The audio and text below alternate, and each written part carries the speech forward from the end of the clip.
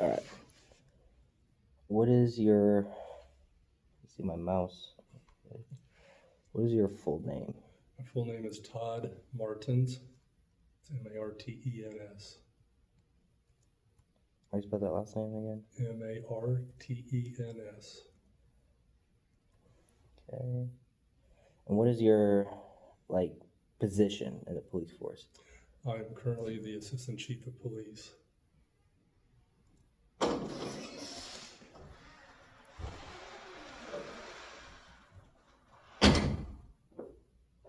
Okay.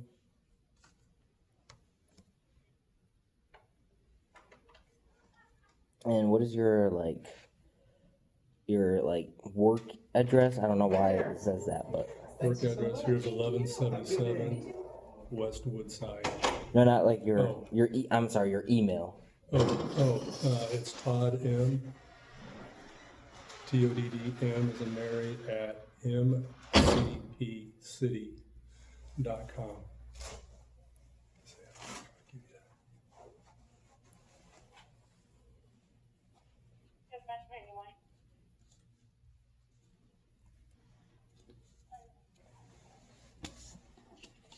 We just took a call about a found gun. It's at McPherson College, 1600 East Depot Street. They said they found it at Maxwell First. She's wrong. In room 706. All right. Yeah, 706. Check this again.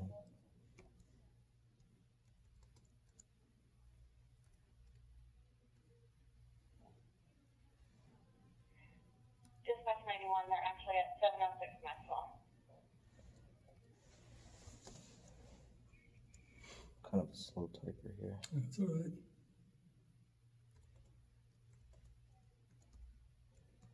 All right. How do you describe your management style? Try to lead from the front. Lead from the front. Mm-hmm.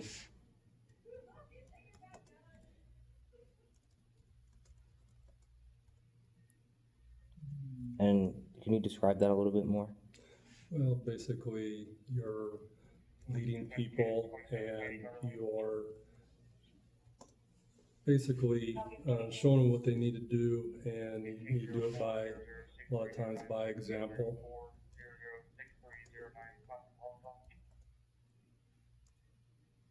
Copy 42.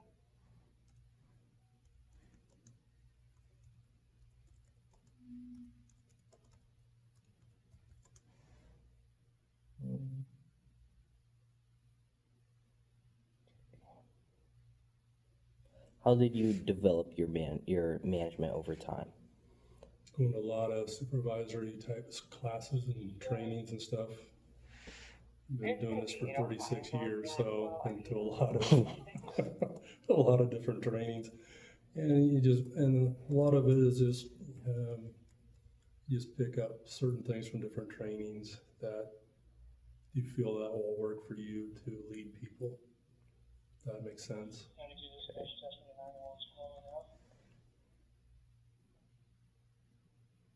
And what kind of mistakes have you made in your role as assistant chief? Copy 92. That helped you become a better manager to your colleagues? Oh, some of the mistakes probably, I don't really want to say they're mistakes, but they're more of a learning. A learning lesson. Yeah, and right now it's, like I said, I've done this for 36 years, but I've got people who've been here 2, 3, 4, 5 years, and I'm not trying to really say anything, but I've had my ways for 36 years, and just the way things have changed, I've had to learn how to adapt to maybe, I'll just say, some of the younger officers, on how to motivate them and to push them to do a better job and to do their job. So I've had to kind of learn through some of my mistakes, but just kind of a learning curve on how to lead some of the younger, newer officers. And they also teach me too.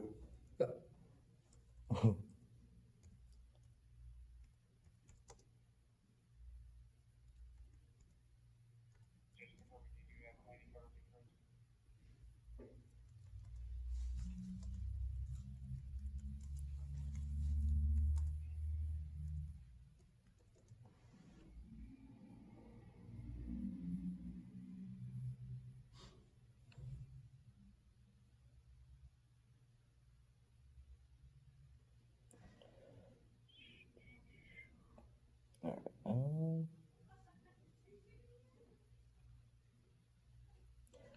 how does your management style change on the environment or people like managing you? I guess this is kind of like two questions. Like, what does your management style change based on the environment around you? Again, kind of like what I said before, just some of the newer and younger officers, that's kind of changed the environment and how I lead people, how I have to get them motivated to, like I said earlier, do their job. And so I would say that's probably about it. Yeah.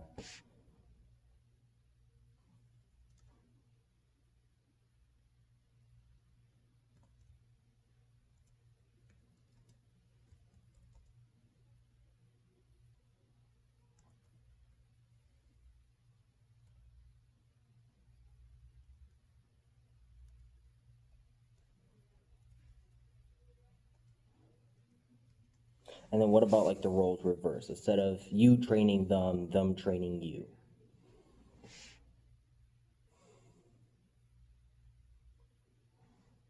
Let me think about that. Them training me. I would have to say, again, they would have to understand where I'm coming from and how I do things and what they want me to do. So there's going to be a learning curve on them. Like I said, I've done this for 36 years. I'm probably the oldest person on the department, and so I've had I've had 5 different chiefs during my time here, and each one was different, and so I've had to learn how to adapt to how they want things done. So I guess that's kind of where I'm coming from is, each boss, chief, had their own ways that they want the department to run, and they had to, I guess, teach me how they wanted the department to run, and then I had to learn from them, and then I had to then trickle that down to the officers, on how the chief wants the department to run. Yeah.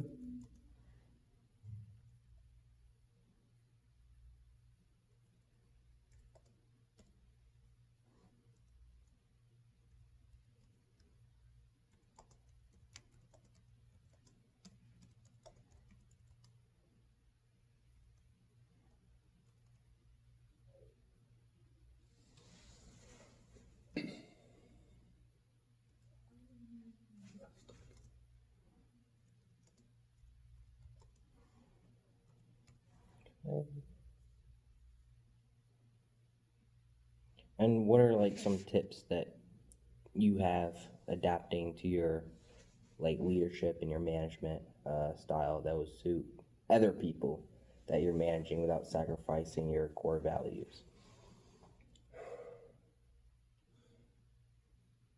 One thing that I've always done with the officers, I've always been upfront with them, treat them with respect, and they'll respect you. And when you do that, then like I said, I lead from the front. I'll go out and do stuff also, so they see me actually going out there and doing work also. So when the time comes for me being the assistant chief, if I ask them to do something, I'm not going to have them do something that I wouldn't do, or or they'll be more than willing to help me out if I ask them to do something.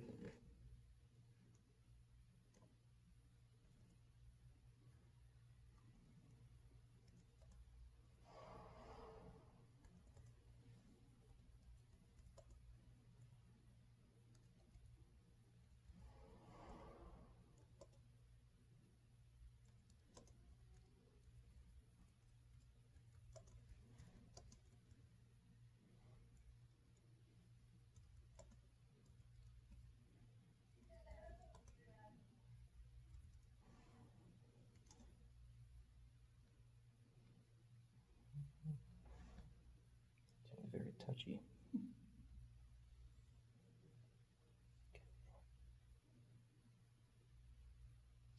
How do you manage bigger groups versus in like smaller teams? So like if you had to train like let's say 50 people, a class of 50 people at once, would you do something differently to them than how you would with a group of like 10 or 5? Well, if you have a larger group, it's a little bit more difficult to manage than a smaller group. A smaller group, you get more of a hands-on type training, more one-on-one. You have a larger group, it's going to be more just presentation and PowerPoint, just like PowerPoint and stuff like that. But you also need to have, even as a large group, you still need to have, what's the word I want to use? You need to have, I don't want to say audience participation. You need to get them involved in whatever you're training them on, and so that they have a buy-in of what you're trying to train them on, and so that they have a good understanding of what the training's about. Like I said, the smaller groups, you can work with them a little bit easier because, like I said, if it's a small group, you can do more role playing and stuff like that. And kind of our particular job that I do, we do a lot of role playing type scenario trainings, just so that they have an idea of different situations that may come up and teach them how to handle certain situations for like de-escalation and being able to talk to people, because communication in this job is very important. Yeah.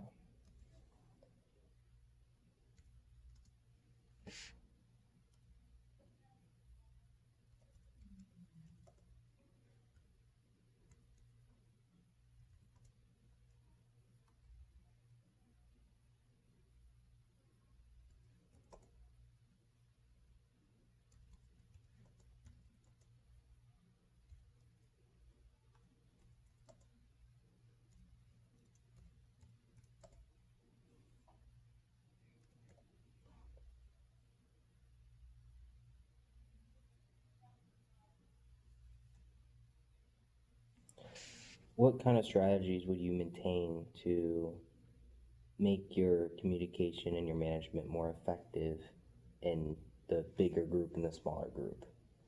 So like to keep them more thrilled up of what you're teaching them.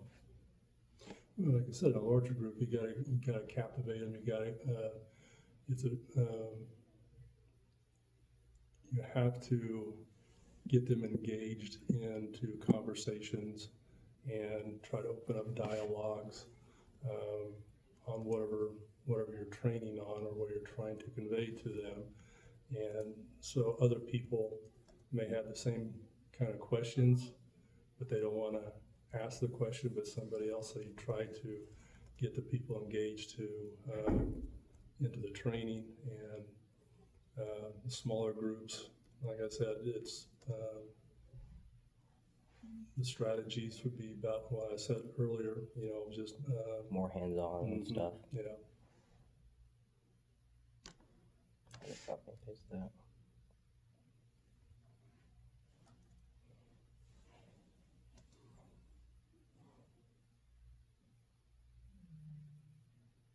How do you approach conflict among team members?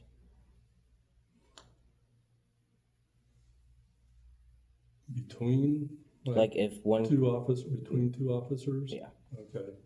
Well, how I've done in the past, if a conflict has come up, I've always brought in them each and visited with them and tried to ascertain from them what the issues are, and then also ask them what can the department do, or what can we do to help mitigate the issue, to get it resolved.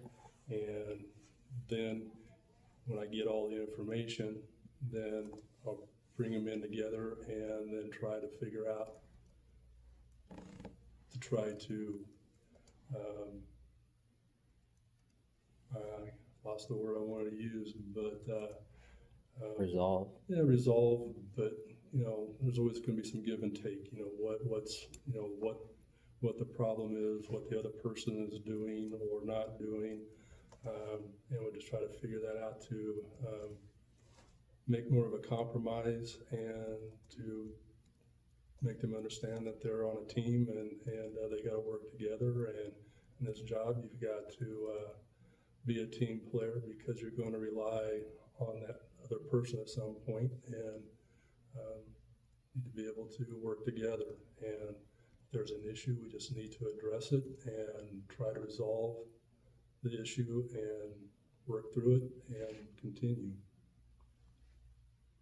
Okay. Pretty much number 9 is pretty much the same thing as number 8.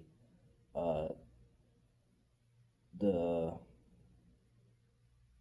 pretty much it's pretty much the same thing I just said. Just copy and paste it because it's literally the same exact thing, just worded differently.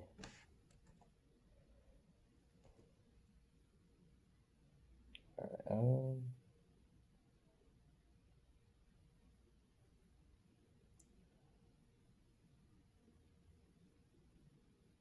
So, do you do any hiring in the team? Like, do you interview? Yeah, I mean, we have testings that we do. We have agility tests, we have written tests, and then if they pass both of them, then they go to one of the detectives, which does a background. We have a personal history statement packet that the applicant has to fill out, and then the detective will then do all the background, contact references, places of employment. They'll just do a gamut of different investigations on the person. And then after that, we have what we call the Assistant Chiefs Board, AC Board, where the other captains come in, the detective will come in, and they will then explain what they found through their background investigation. And if you feel that the person would be a good fit for the department, then I will recommend them to go to the chief for an interview with the chief. And then I usually sit in on that interview along with the chief. And then if they interview well, the chief will then give them a conditional job offer. And the conditional job offer is that they still have to pass a psychological test, because that's a state law that they have to pass a psychological test. And then they do a polygraph test and a medical physical, make sure that they're fit to be able to do the job. And so that's part of my process of being part of the hiring process, as I kind of see all the way through. I mean, I don't do all of it. Like I said, we have detectives, we have other people that run like the agility tests and stuff like that, but I'm usually right there with them and observe and watch what's going on. So pretty much what the question is asking. Oh, I'm sorry. No. Not that was the question that I said was an additional question that I had to this one. But pretty much how do you think? Like, if that person did everything and that person did well, how would you think personally, how would that guy or girl, whoever, will fit in the force? Yeah, you know, and that's where the interview with the chief also, because we have standardized questions that he asks and stuff.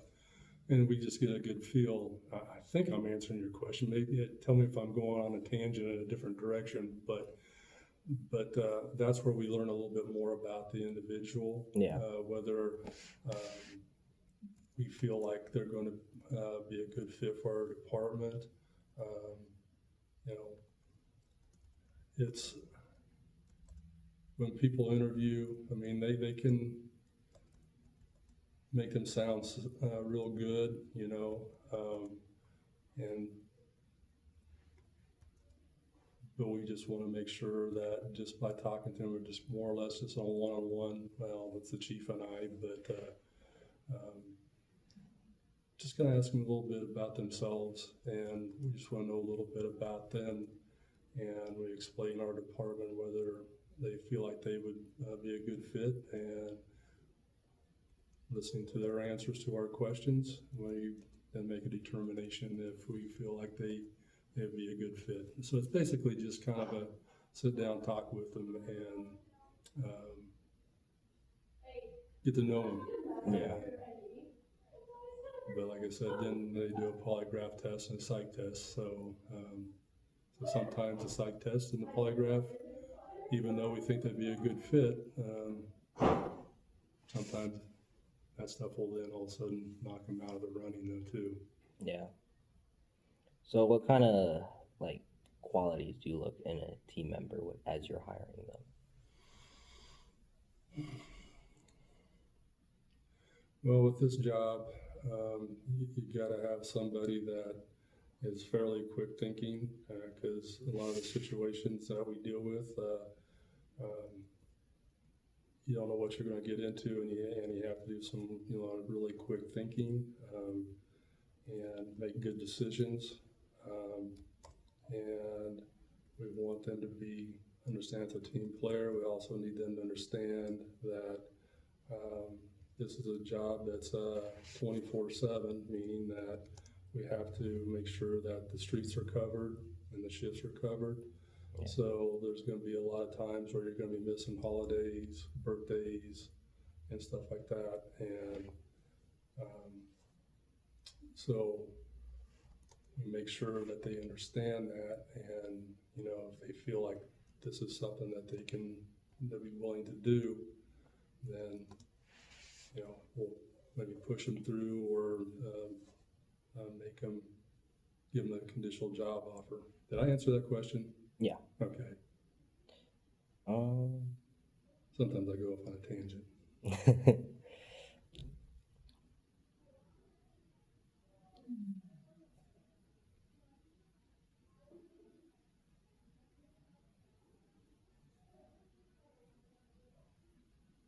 So,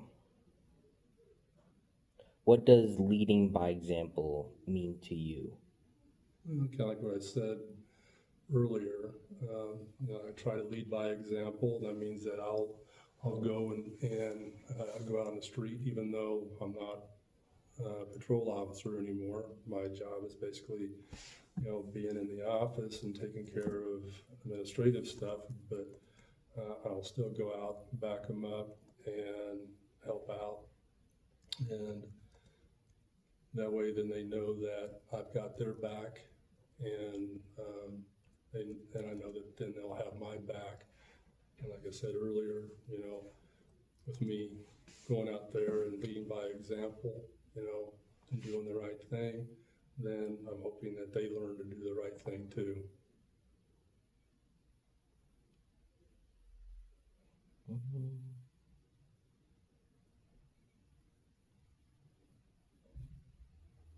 So, in your definition, how would you define being like chief of police or assistant chief of police and like being a leader to your other officers? Kind of like separating your position and then also your leadership to the other Let's officers. see, I'm the assistant chief, but we also have 3 captains. We have a captain that's in charge of patrol, we have an operations captain, and we have an investigations captain. So I oversee them.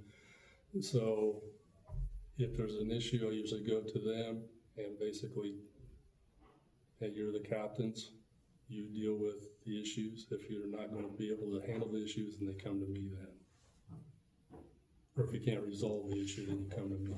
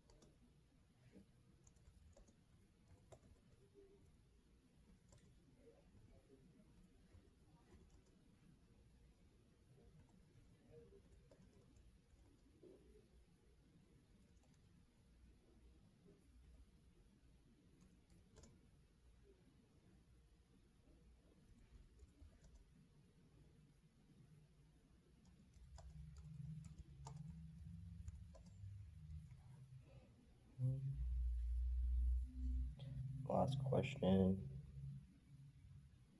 How do you balance the both roles as assistant chief and then your leadership with your responsibilities? Well, like I said, being the assistant chief, I have, like I said, I have 3 captains underneath me. So if I'm understanding the question right, I lead them, and what I want them to do is to hopefully at some point start learning what I'm doing, because I'm not going to be here. I'll retire at some point. So try to teach up the captains. So if they have an interest when I do retire, that they're prepared to then take my spot. It also depends upon the chief on who he decides, but Yeah. I try to, if they come to me, if they have a question on what I'm doing, I try to explain to them what I'm doing so that they're also learning what I do. So when I do retire, that they have an idea of what the assistant chief's position consists of and what's required of the assistant chief, so that they will be more capable of taking over that position.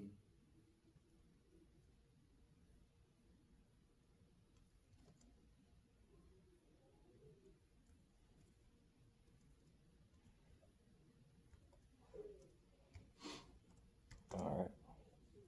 I think that's all I need right now. Yeah, that's it.